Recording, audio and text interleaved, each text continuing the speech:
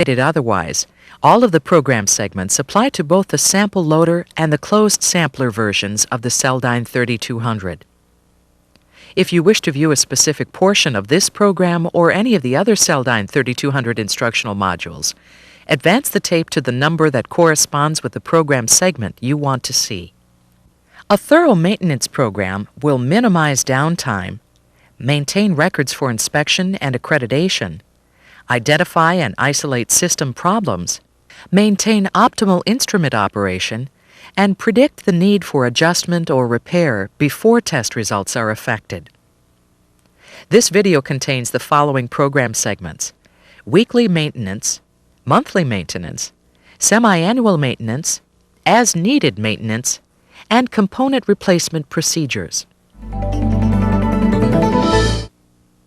This section will demonstrate the following maintenance procedures that should be performed on a weekly basis: cleaning the sample loader and racks, cleaning the exterior of the open sample aspiration probe, and checking the sample transfer pump tubing. The open aspiration probe and closed sample aspiration needle are sharp and potentially contaminated with infectious materials. Avoid contact with the tips of the probe and needle. The sample loader surface areas and racks should be cleaned on a regular basis. Blood spills in the sample loader track or racks should be cleaned up immediately. To perform this procedure, you will need the following materials: a container large enough to hold a rack filled with a mild detergent solution made with warm water, clean warm water for rinse, Dynawipe lint-free pads or other lint-free pads, powder-free gloves, lab coat, and protective eyewear. To begin, remove the racks from the sample loader. Wash the racks in the detergent solution, but do not soak them. Rinse the racks with warm water and dry them thoroughly with a lint-free pad. Wipe the sample loader with a lint-free pad moistened with water. Dry the sample loader with a separate lint-free pad. Wipe the sides of the sample loader with a lint-free wipe moistened with detergent solution. Wipe off the detergent solution with a lint-free pad moistened with water, then dry the sides with a separate lint-free pad.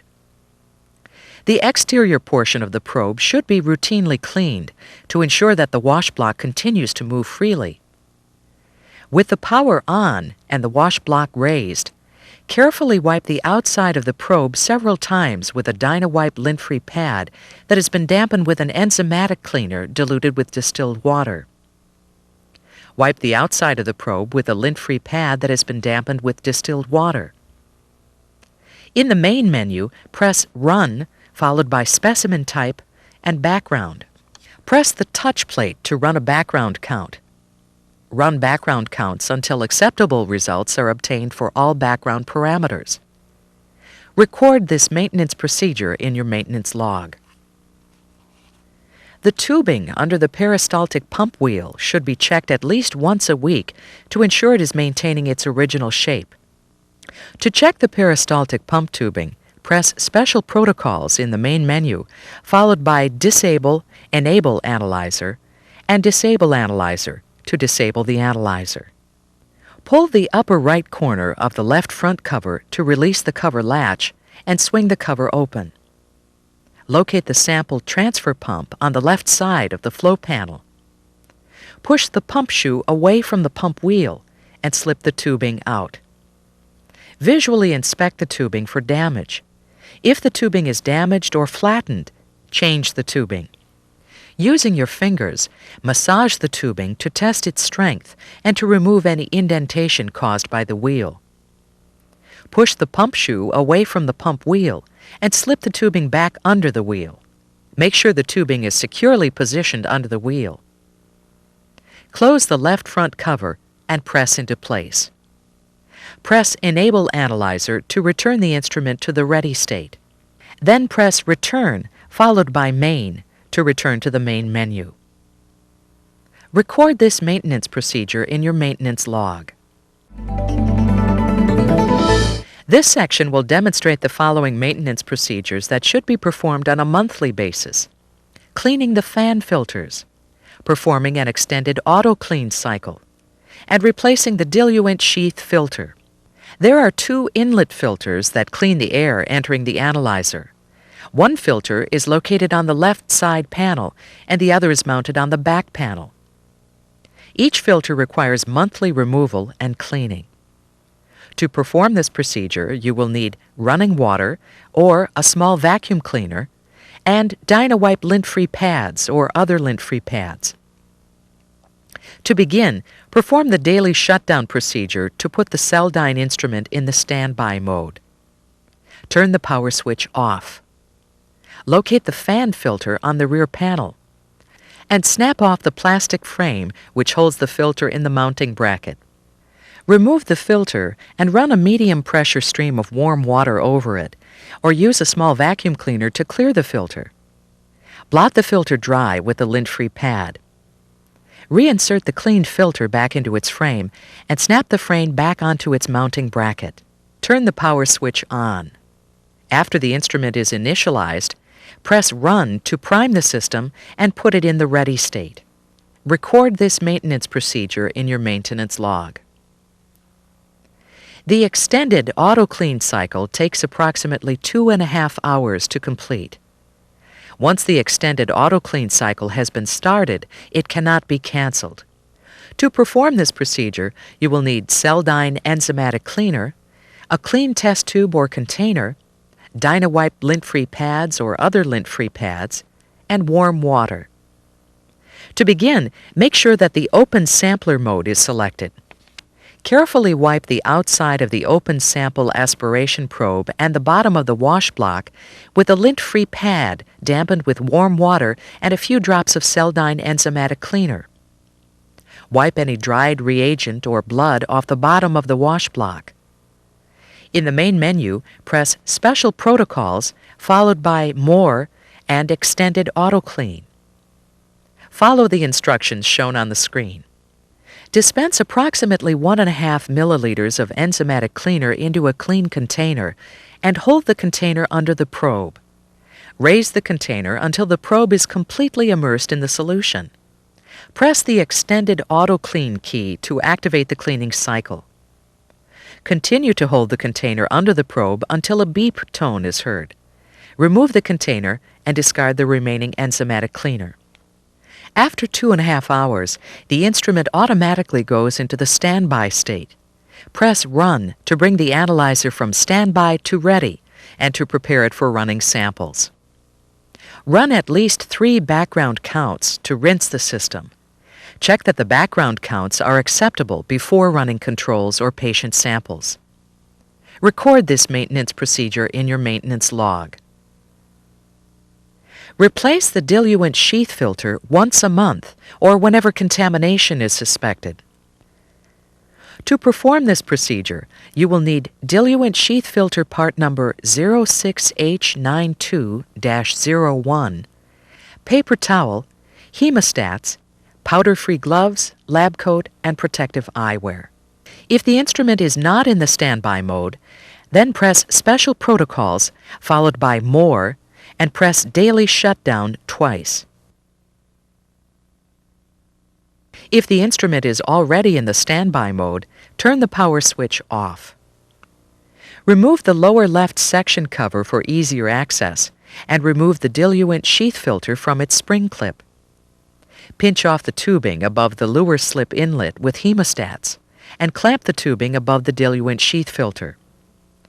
Disconnect the lure slip inlet from the used diluent sheath filter. Then connect the lure slip inlet to the top of a new diluent sheath filter. Disconnect the used silicone diluent sheath filter from the tubing at the lower end and discard the filter. Attach the silicone tubing to the lower part of the diluent sheath filter and remove the hemostats. Install the new diluent sheath filter into the spring clip. Turn the power switch on. Wait until the instrument is initialized, then press Run to prime the system and place it in the ready state. Run background cycles until the background reading is within specification, usually 5 to 10 cycles. The printer for the Celldyne 3200 needs to be cleaned on a semi-annual basis. Every 6 months, or after 300 hours of operation, Turn the printer off and disconnect the power cord. Use a clean, dry cloth to dust the area around the carriage shaft and the ink cartridge. Be sure to remove any loose particles of paper. Do not use any solvents or strong detergents on the cabinet. Refer to the printer manual that accompanied your printer for detailed cleaning and maintenance instruction.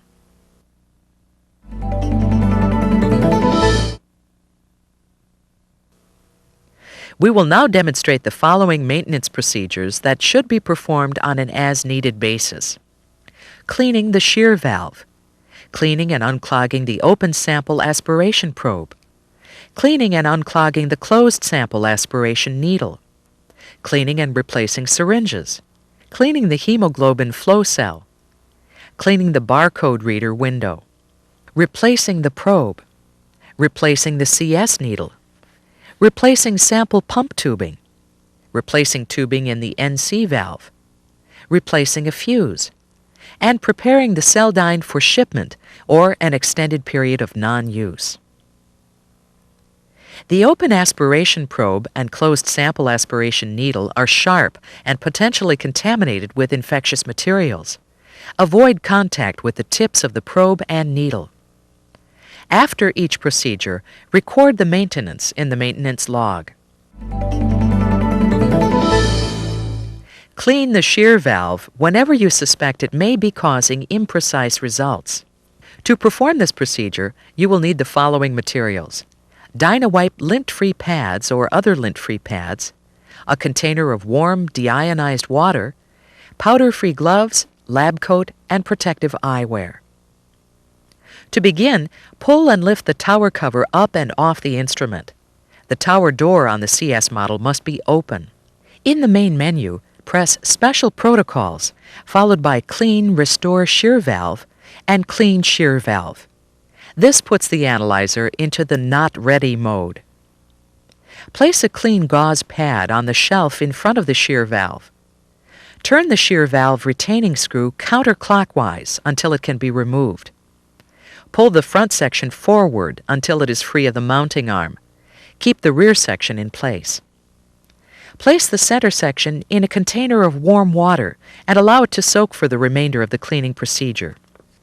Clean the mounting arm with a lint-free pad dampened with warm water to remove any blood or residue. Wipe the guide dry.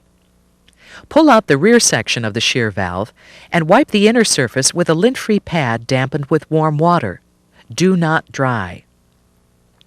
Align the lock notch of the rear section with the mounting guide. Carefully slide this section back onto the mounting arm as far as it will go. Avoid crimping any of the attached tubing. Remove the center from the warm water. Do not dry. Place the center section aside on clean gauze. Inspect each surface under reflective light to confirm that it is clean and free of lint and fingerprints.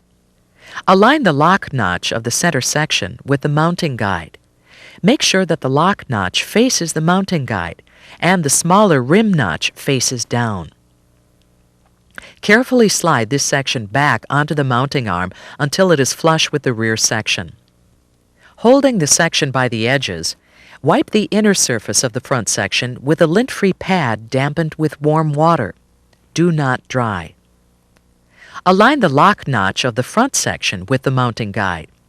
A pin on the inner rim should align with the groove on the mounting arm.